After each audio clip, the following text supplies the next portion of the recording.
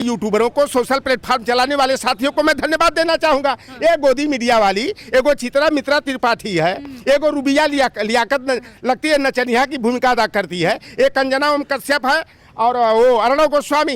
ये लगता है कि भारतीय जनता पार्टी के भार मंडली के नर्तक और नर्तकियां हैं।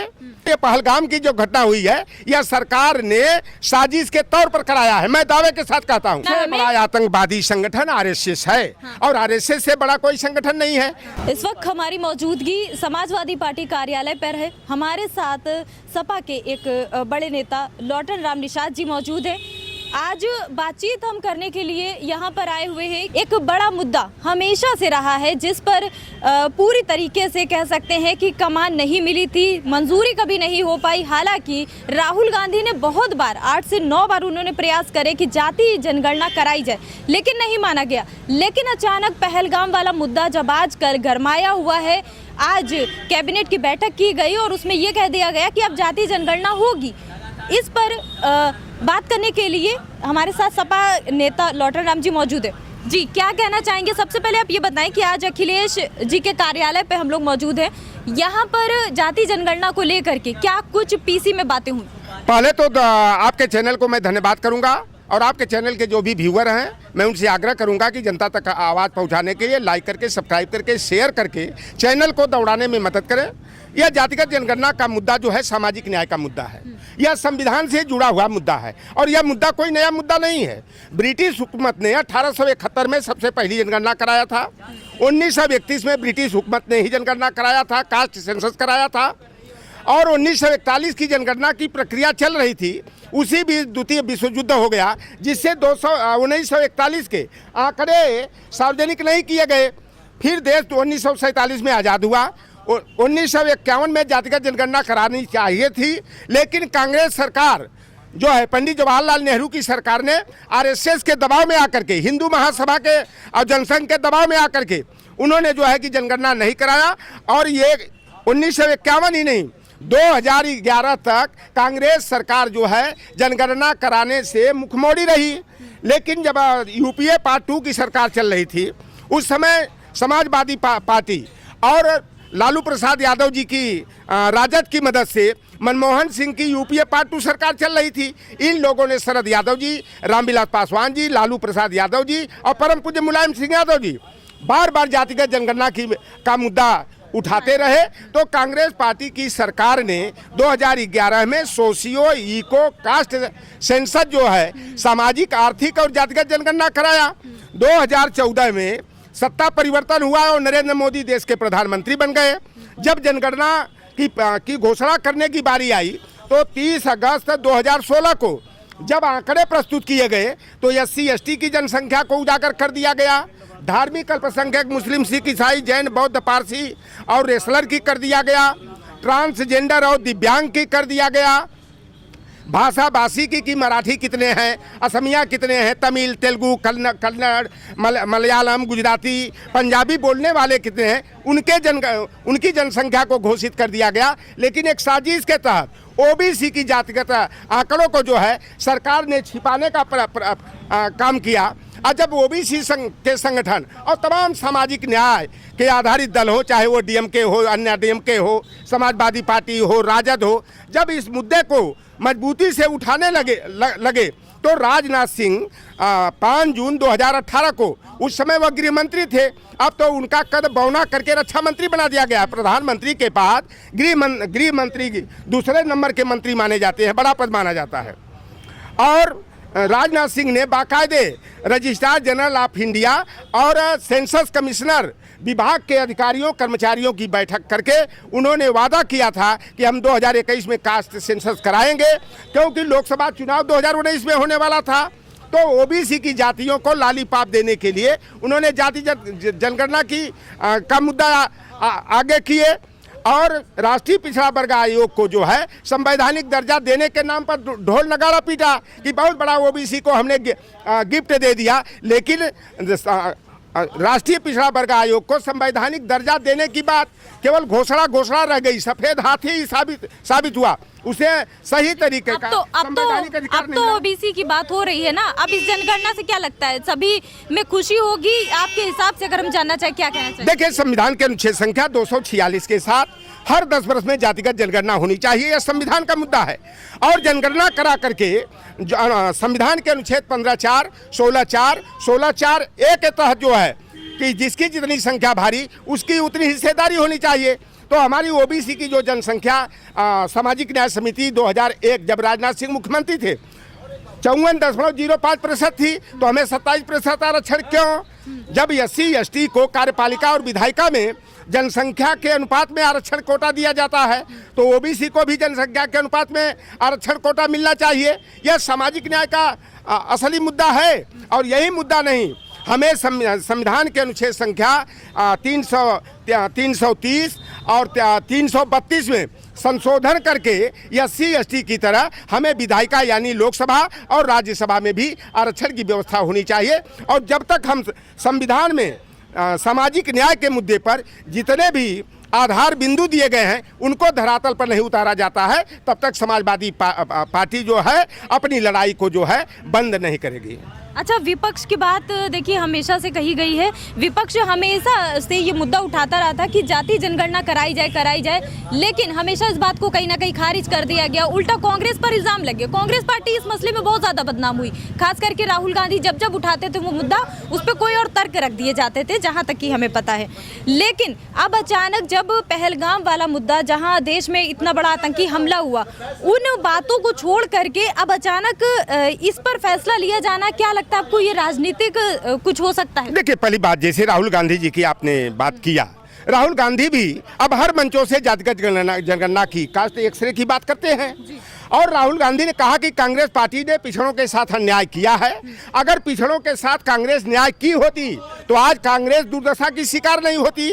और यह पहलगाम का जो मुद्दा आया है, आपको मालूम होना चाहिए कि लोकसभा 2019 से पहले जो है 14 फरवरी 2019 को पुलवामा में जो है कि CRPF के जवानों को उनको एयर लिफ्टिंग करानी थी। वो बार बार कह रहे थे कि ये एयर लिफ्ट की व्यवस्था हमें कराई जानी चाहिए, लेकिन एक साजिश के तहत उन्हें खटारा गाड़ी से भेजा गया और यह सरकार आज तक नहीं बता पाई इनकी राह कहाँ चली गई, इनकी NIA कहाँ चली गई, इनकी गुप्तचर एजेंसी कहाँ चली गई, 300 किलोग्राम RDX कहाँ से आया। और मुझे मेरे ऊपर राष्ट्र का लग जाए या निश्चय लग जाए, चाहे हमारे ऊपर राष्ट्रद्रोह का मुकदमा कायम हो जाए, मैं सरकार से जानना चाहता हूँ कि यही नरेंद्र मोदी 2012 में मनमोहन सिंह से सवाल करते थे कि बॉर्डर सिक्योरिटी फोर्स तुम्हारा, आर्मी तुम्हारी, सरकार तुम्हारी, गृह मंत्रालय तुम्हारा, तो ये आतंकवादी कहाँ से आते हैं? और यहाँ तक कहते थे कि आतंकवादी तो दिल्ली से भेजे जाते हैं। तो मैं आज जानना चाहता हूँ कि बताओ कि दावा करते थे कि 370 धारा हट जाएगी तो जम्मू कश्मीर से आतंकवाद खत्म हो जाएगा, तो ये आतंकवादी आए कहाँ से? यह सवाल खड़ा होता है। और पहलगाम कोई ऐरा गहरा स्थान नहीं है, बहुत ही जो है अच्छा स्थान है जहां देश के सेनानी हजारों की संख्या में जाते हैं। 2000 पर्यटक वहां गए, 2000 से अधिक संख्या में। तो वहां की पुलिस भी जो है गृह मंत्रालय के अंतर्गत आती है, तो इनकी पुलिस वहां सुरक्षा में क्यों नहीं लगी? 3 लेयर की सिक्योरिटी जोन जो था, तो आर्मी के जवानों को 2 दिन पहले क्यों हटाया गया? 19 जो चेक पोस्ट थे उनको निष्क्रिय क्यों किया गया? और देश के प्रधानमंत्री का उस दिन कानपुर में कार्यक्रम था, 24 तारीख को था। आप बताओ कि देश के प्रधानमंत्री, पहले बड़ा भारतीय जनता पार्टी वाले लिखते थे मैं भी मोदी परिवार, मैं भी मोदी परिवार, मैं भी मोदी परिवार। तो ये मोदी ने क्या देश के नागरिकों को अपने परिवार का सदस्य माना क्या? अगर ये सदस्य माने होते तो जाकर जम्मू कश्मीर में जाकर के प्रेस कॉन्फ्रेंस करते, या दिल्ली में जो है कि पत्रकार वार्ता बुला करके प्रेस वार्ता करते। वो कह रहे प्रेस वार्ता करते, लेकिन भाजपाइयों का ये कहना है कि उस दिन बिहार का जो पहले से लगा वो उनका वहां पर पहले से नहीं था, मतलब झूठ। या तत्काल एक कार्यक्रम किया गया इसलिए क्योंकि बिहार का चुनाव अक्टूबर नवंबर में होने वाला है, पश्चिम बंगाल का होने वाला है, और भाजपा के टारगेट पर बिहार और बंगाल चल रहा है। तो राजनीतिक लाभ लेने के लिए बताओ कि जब देश में शोक की लहर चल रही है, सारे देश के नागरिक जो है चिंता जाहिर कर रहे हैं, और देश के प्रधानमंत्री जाकर के वहां पर खिस्सी बघार रहे थे पलटू राम के साथ हंसी और ठिठोली कर रहे थे, तो ऐसे प्रधानमंत्री जो देश के 26 नागरिक मार दिए गए और प्रधानमंत्री निश्चिंत होकर चुनावी रैली करने का काम कर रहे हैं। सरकार जब एक कटघरे में खड़ा हो गई कि सरकार ने पुलवामा रिटर्न पार्ट 2 कराया है राजनीतिक लाभ के लिए, लेकिन पीएम मोदी तो कह रहे हैं कि जो मरे हैं जो भाई, उनके लिए पूरा उनको उनकी फैमिली का पूरा सपोर्ट किया जाएगा, उन आतंकवादियों से लड़ा जाएगा, और आप कह रहे हैं कि सहानुभूति नहीं अच्छा है। ये बताइए, जिनका सुहाग मिट गया, जिनके मांग का सिंदूर छिन गया, किसी का बेटा छिन गया, किसी का भाई छिन गया, क्या वह वापस आ जाएगा क्या? आप बताओ कि वहाँ पर जो अगड़ी जाति के लोग मरे हैं उनके लिए 10 लाख, जो अनुसूचित जाति के मरे हैं उनके लिए 6 लाख, और ये क्या कहे कि मुसलमानों ने जो आतंकवादी आए चड्डी उतरवा करके कि खतरा उतना हुआ है कि नहीं, चड्डी उतरवा करके तब मारे, तो कहते हैं कि आज धर्म पूछ करके मारे। आप बताओ कि जंगल से निकल करके आ रहे हैं, धड़ाधड़ गोलियां चला रहे हैं, और उनको धर्म पूछने का और चड्डी खुलवाने का समय कहाँ से मिला? कुछ न मतलब झूठी अफवाह उड़ाई जा रही धर्म के नाम पे। देखो, ये हिंदू मुसलमान करना चाहते हैं, और अगर ये पाकिस्तान का नाम लेना बंद कर दे और मुसलमान का नाम लेना बंद कर दे तो भारतीय जनता पार्टी के पास कोई मुद्दा ही नहीं है।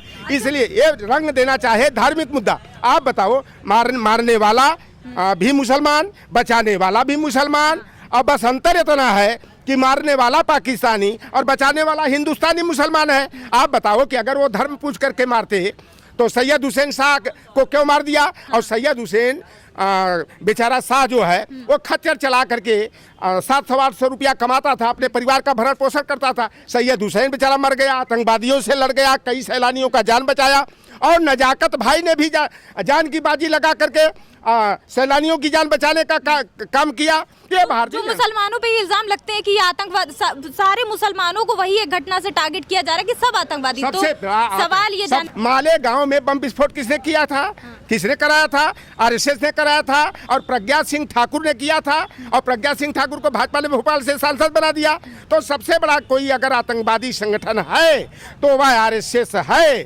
अरे भाई, आतंकवादी तो मान लो धर्म पूछ के देख के मारते हैं, लेकिन यहाँ तो जाति देख करके मारा जा रहा है। जाति देख करके किसी को गेहूं के बोझा में बांध करके आग लगा करके करछना इलाहाबाद में मार दिया गया, और जाति देख करके अभी नंगा करके अलीगढ़ में पीटने का काम किया गया, और जाति देख करके मोहित पांडे के परिवार को 10 लाख जोगी जी अपने कार्यालय पर बुला करके चेक देते हैं, रामगोपाल मिश्रा के परिवार को बुला करके 10 लाख का चेक देते हैं, और यहीं पर अमन गौतम चमार पुलिस कस्टडी में मरा तो उसके परिवार की सुध नहीं आई। मटरू बिंद जो पुलिस कस्टडी में मरे तो मटरू बिंद के परिवार की मदद नहीं। अरे भैया, सरेआम जो है मुआवजा भी कहना चाहते हैं कि सरेआम बीजेपी सरकार में जाति देख करके जाति और धर्म देख करके कर रही है। तो ये हमारा ओबीसी SC ST के लोग, मैं तो ये जो है कि झूठी खबर भाजपा को बचाने के लिए परोसने का काम करते हैं। लेकिन अब देश की जनता जो है, जिनका देश से प्रेम है, अब वो मेन स्ट्रीम की मीडिया पर विश्वास नहीं सतर्क हो गई। अब सभी को देखिए हक है अपनी अपनी बात मोबाइल के थ्रू, सोशल मीडिया के थ्रू कहने का। यही असली मीडिया अब इसी को मान रहे हैं। अब कोई टीवी पर कोई समाचार नहीं देखता,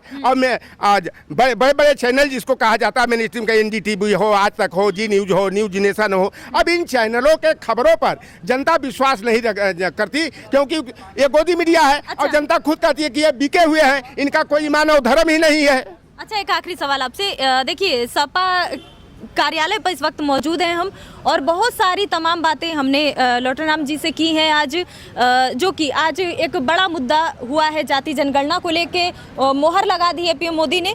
एक आखिरी सवाल कि उसी जनगणना से रिलेटेड आज पीसी की गई है सपा कार्यालय पर, जिस तरह से यहाँ पर भीड़ अभी कुछ देर पहले ही थी, उस पीसी में क्या कुछ बातें अखिलेश जी ने कही हैं? देखिए, अखिलेश जी का साफ साफ कहना है कि हमारी लड़ाई जातिगत जनगणना की समानुपातिक हिस्सेदारी की रही है, जिसकी जितनी संख्या भारी उसकी उतनी हिस्सेदारी। यह संवैधानिक मुद्दा है और हमारी लड़ाई रही है, और जब तक इसको धरातल पर नहीं उतार दिया जाता है, जातिगत जनगणना को सही तरीके से उजागर नहीं किया जाता है, और संविधान के अनुच्छेद संख्या 15(4), 16(4) के तहत हमें सभी स्तरों पर, कार्यपालिका में, विधायिका में, न्यायपालिका में, यानी और जो चीज ईमानदारी से हमें समानुपातिक कोटा मिलना चाहिए। जब SC ST को कार्यपालिका और विधायिका यानी लोकसभा और विधानसभा में जनसंख्या के अनुपात में भागीदारी दी जाती है, आरक्षण कोटा दिया जाता है, तो ओबीसी को भी हर स्तर पर मिलना चाहिए। जब लोअर जुडिशरी में सीनियर जुडिशरी में जब आरक्षण कोटा ओबीसी, एससी, एसटी और महिलाओं को दिया जाता है, तो हायर जुडिशरी यानी कि उच्च न्यायालय और उच्चतम न्यायालय में भी ओबीसी, एससी, एसटी को जो है आरक्षण का कोटा मिलना चाहिए। और हमारी सरकार अगर 2027 में बनेगी तो हम लोग खुद जातिगत जनगणना करा करके सभी स्तरों पर, यहाँ तक कि आउटसोर्सिंग पर और संविदा की नौकरियों में भी हम ओबीसी, एससी, एसटी को जो है कि हम लोग समानुपातिक हिस्सेदारी देने का काम करेंगे। बहुत बहुत शुक्रिया। तो सपा नेता लॉटन राम निषाद जी हमारे साथ मौजूद थे। तमाम बातें हमने करी, चाहे वो पहलगाम का मुद्दा जो आजकल देश में गरमाया हुआ हो, चाहे वो जाति जनगणना का मुद्दा जिस पर मोहर आज लग गई है कैबिनेट बैठक में। अब देखना ये होगा कि जाति जनगणना के जब आंकड़े आते हैं तो और क्या कुछ बातें उछलकर सामने आती हैं, क्योंकि ये कोई आम मुद्दा नहीं है। ये वो मुद्दा है जिसकी बातें तमाम बार उछली और वहीं कहीं दफन होकर रह गई थी। अभी के लिए इतना ही। आप देखते रहिए द इंडिया न्यूज़।